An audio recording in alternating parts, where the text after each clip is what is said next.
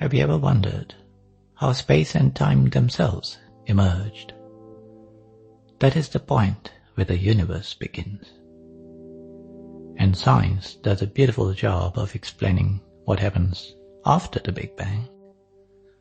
A trillionth of a trillionth of a trillionth of a second after the Big Bang. But that keeps us tantalizingly far from reality itself.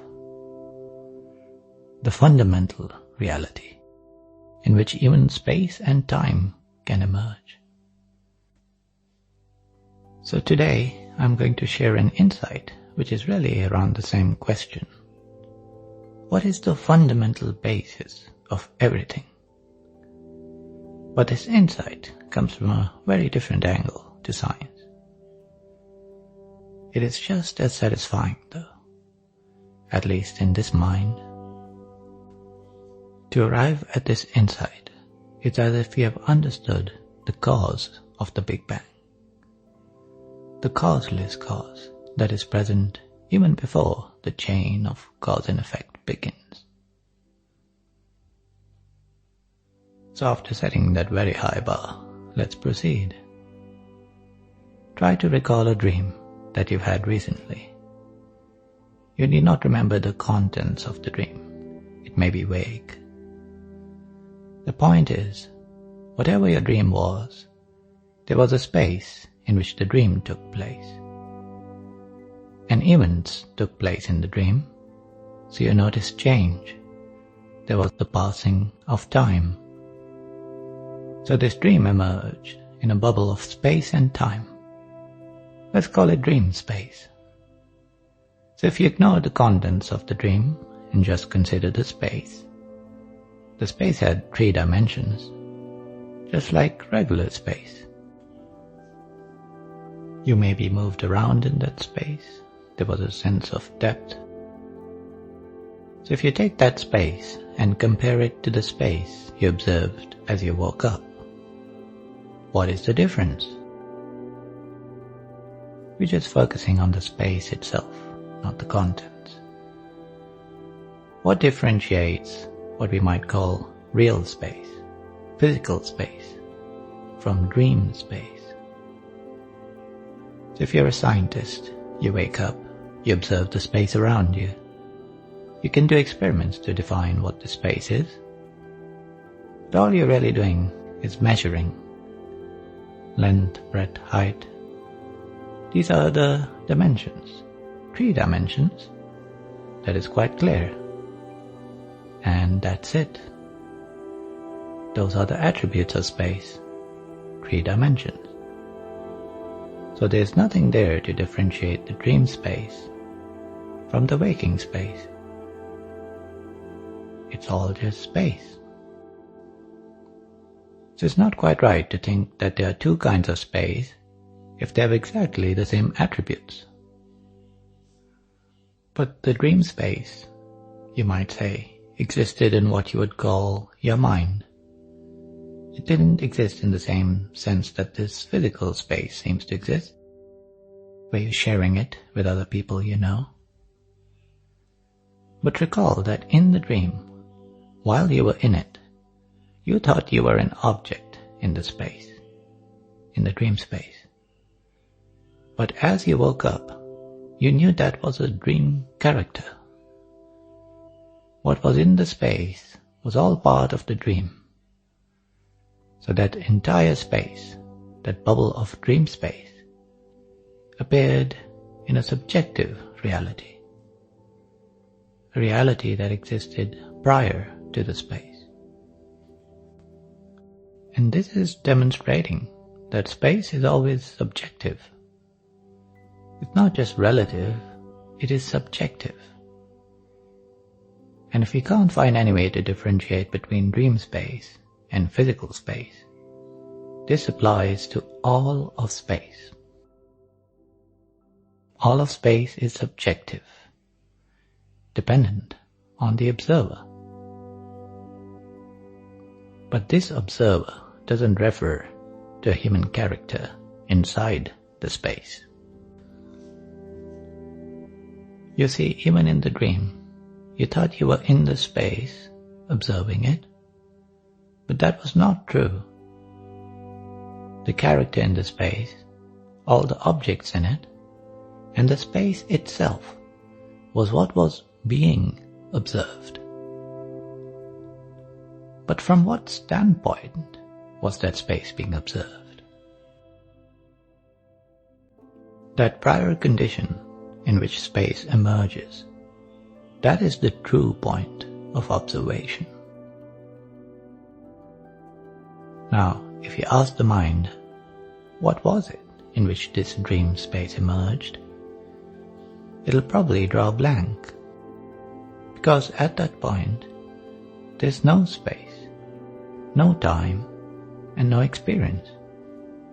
There's nothing at all in terms of what the mind might speak about. So what we're driving towards here is not an intellectual understanding, or anything to do with the mind that appears later on. What I'm trying to bring to the fore is a kind of understanding you already have at some level. You know that for there to be a dream, there must first be consciousness, the possibility of experience. So what makes the dream bubble possible? What makes the emergence of space and time possible is the ground of subjective experience itself, the very basis of experience.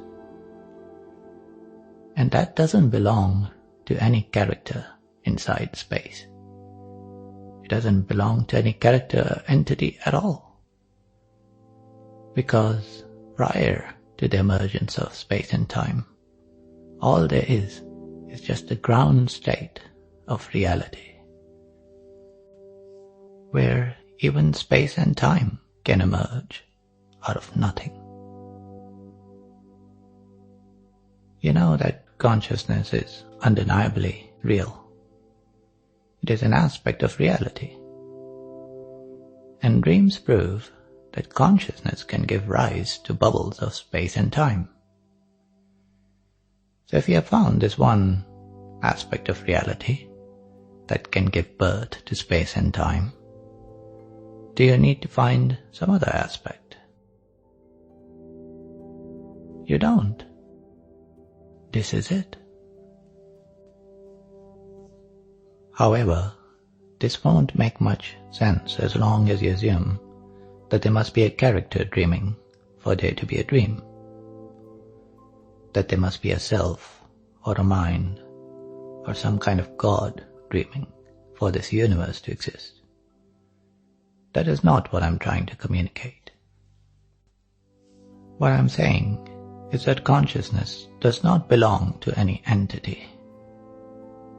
Even if you imagine a God, the greatest God, the God depends on consciousness being there first. For any mind to exist, consciousness must be there first. So consciousness is never owned, never possessed. It is just an aspect, the ground state of reality. But maybe I'm using the wrong word here. This wouldn't work for you. Call it what you may. Awareness, sentience, emptiness, or just reality.